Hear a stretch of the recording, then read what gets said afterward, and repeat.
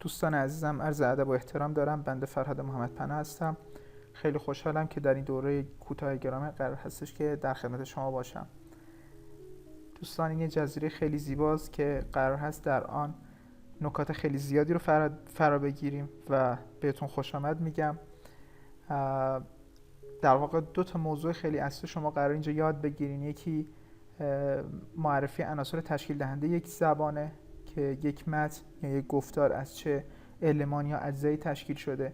بعد میایم اولین جزء اون رو یعنی فعل رو نسبت به زمانهای مختلفش تجزیه میکنیم و بهتون یاد میدیم که فعل رو چطوری تشخیص بدین و چجوری زمانهاش رو ساده کنید. خب بدون هیچ مقدمه‌ای میخوام برم سر اصل مطلب، معرفی در واقع عناصر تشکیل دهنده یک زبان. ببینید 8 عنصر اصلی یا 8 جزء اصلی رو ما میتونیم برای یک زبان عنوان کنیم که اولیش فعل هستش. افعال در واقع کلماتی هستن که بیانگر یک عمل یا حالتی یا یک رخداد یک اتفاق هستن که در واقع وجودشون برای معنادار شدن یک کلمه یا یک جمله یا یک حرف کاملا واجب و ضروری هستش. یعنی نبوده یک فعل یعنی چی؟ یعنی نبودن معنی توی اون جمله. خب حالا افعال خودشون خیلی زیادن. خب شما میشناسینشون، مثل go, come, feel, bite. افعال زیادی که حالا هستن و شما بایستی هر روزم مطالعه بیشتر کنید و اونا رو در واقع بیشتر بشناسید. افعال خیلی مهمه که بدونین تحت تابع یک فاعل و زمان اتفاق اون در واقع جمله‌مون تغییر میکنه و اشکال مختلفی به خودش میگیره. الان ما اینجا یه متن یه جمله به شما دادیم و فعل‌هاشو به رنگ قرمز مشخص کردیم. اولین فعلی که اینجا هستش go هست. حالا مثال من یه بار میخونم: She goes to the university and tries hard to achieve her dreams. یعنی اون خانم به دانشگاه میره و به سختی سعی میکنه تا به رویاهاش برسه. خب الان این سه تا چیزو اگه شما بردارین جمله هیچ معنایی نداره. این سه تا فعل رو اگه شما بردارین: She to the university and hard to her dreams یعنی چی؟ خب پس فعل عملگر یا در واقع اون فانکشنینگ پارت جمله‌مون هستش، اون بخشی از جمله است که جمله رو معنا میده و به ما این اجازه میده که بتونیم معانی ذهنیمون رو بیان کنیم به روشی سلیس و کاملا گویا. حالا هدف ما در این دوره اینه که شما افعال و سایر اجزای مختلف یک جمله رو بشناسید و در هر بخش هم اینجوری ما با رنگ‌های مختلف اون عضو رو نشون میدیم و در آخر میریم برای یک تحلیل کلی. حالا جزء بعدی که خیلی مهمه در زبان انگلیسی اسم‌ها هستن. خب اسم‌ها دیگه فکر نمی‌کنم توضیحی بخواد. تمام اسم‌ها مثل اسم افراد، اسم مکان‌ها، اسم برخی از زمان‌ها مثلا شب، روز و خیلی از اسم حیوونا، تمامی اسم‌هایی که شما میتونین حالا تو ذهنتون میاد و اسم ببرید، اینا میتونن چی به عنوان تو این مقوله قرار بگیرن. حالا قوانین مربوط به اسم‌ها معمولاً تو 99% حالات اسم‌ها با همراه با the میان، حرف تعریف یا definition article. این همون جمله بالاست، همون مثال قبله: She goes to the university and tries hard to achieve her dreams.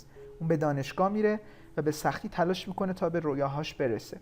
حالا university اینجا اسمه که قبلش the اومده. حالا یه نکته در مورد the و تلفظ اون. این حرف تعریفه، اسم رو تعریف میکنه، همراه اسمه.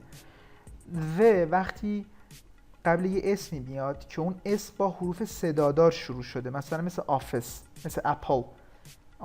شما میگین آفیس، حالا آفیس درسته تلفظش، آفیس میشه چی؟ میشه دفتر. خب با او شروع شده، او جزو صداداراست. وقتی و اولش میاد و اینم با صدادار شروع شده دی تلفظ میشه. پس ما دیگه نمیگیم the office، میگیم دی آفیس.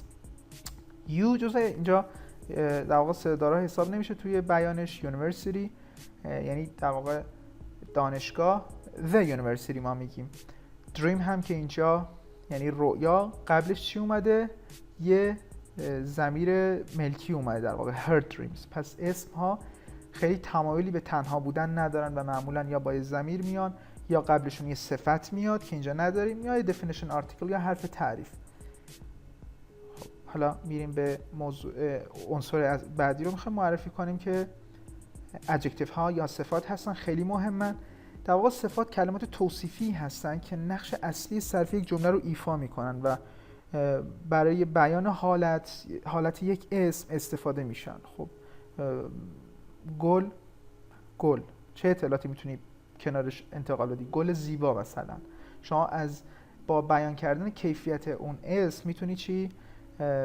معنای خیلی قوی تری به جملت بدی. پس ما اینجا میایم از صفات استفاده میکنیم. خب صفات هم خیلی مشهورن دیگه، همتون تقریبا خیلی هاشون رو میشناسین. beautiful یا beautiful تلفظ امریکنش، زیبا، زشت، ugly، این چیزای ظاهری. رنگ ها، تمام رنگ ها صفات حساب میشن. حالات روحی، tired، خسته، sick، بیمار، happy، خوشحال، sad، غمگین، late، دیر، early، زود، deep، عمیق، close، نزدیک، far، دور، shallow، یعنی در واقع کم عمق، dark یعنی تاریک. همینا صفت هم و خیلی زیادن. حالا این نکته خیلی مهم در مورد صفات این که اونا هیچ وقت به تنهایی نمیان، یعنی تو نمیتونی این صفت رو توی جمله تنها ببینی. یا بعدش اسم میاد، مثل این مثال: In a beautiful day, people go around to find much better opportunities. یا بعدش یه اسم میاد که در واقع این میشه صفت واسه اون اسم. حالا ما تو دستور زبان میگیم موصوفش میشه چی؟ میشه صفتش. ولی خواهشاً حتی الامکان من از این چیزا استفاده نمی کنم، الکی پیچیدش میکنه. خیلی ساده یه صفت اومده یه اسمی رو توصیف میکنه. اوکی؟ بعد یا قبلشون چی میاد؟ یه قید میاد. اینجا مثلا یه کوانتیفایر much، مقدار رو داره نشون میده. much better خیلی بهتر. بعد better که یعنی در واقع بهتر، یه صفت تفصیلیه. opportunities یعنی موقعیت ها. opportunities هم چی؟ یه اسمه، ما توصیفش کرده. حالا بیاین یه بار دیگه اینو ترجمهش کنیم. In a beautiful day people go around to find much better opportunities. در یک روز زیبا in a beautiful day people مردم go around، go اینجا فعلمونه، around to find much better opportunities، این ور اون ور میرن تا بتونن چی؟ موقعیت‌های بهتری رو به دست بیارن. پس اینجا شما صفت رو چی؟ شناختین و جایگاه قرارگیری اونم چی؟ به دست اومد براتون. خب تبریک میگم بهتون. حالا موضوع بعدی یا در واقع عنصر بعدی که ما به بررسی اون پردازیم پروناون ها هستن یا ضمایر.